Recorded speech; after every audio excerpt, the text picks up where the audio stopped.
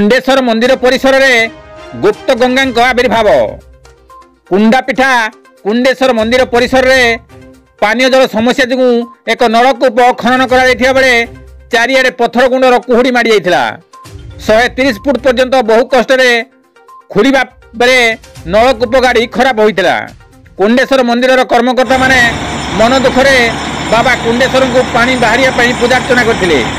नलकूप खोलुथिबा गाड़ी वाला मंदिर प्रतिष्ठाता विजय कुमार पलई खोड़ब कहीं बंद कर बोली पचारू ऑपरेटर आउ खोड़ी हेब ना मेसीन खराब होती बाबा कुंडेश्वर नाम नहीं आउ थे खोड़ा आरंभ से अनुरोध कले।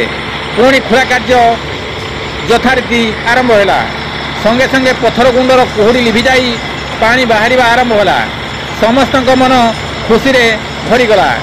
बाबा कुंडेश्वर आशीर्वाद बोली समस्ते कहले।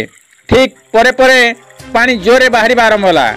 एते जोरे पानी बाहर जे खोड़ा कष्ट है। बहु कष्ट 350 फुट पर्यंत खोड़ा परे बाबा कुंडेश्वर महिमारू गुप्त गंगा आविर्भाव हेले बोली प्रचार है। पानी झरणा प्रवाहित है। सबुबले पानी जोरे बाहर आरंभ होइछि। बहु लोक यह देखापी सेठारे भिड़ जमाउछंती। जय बाबा कुंडेश्वर जय गंगा माता के बोली समस्ते हुरी पकाउछंती।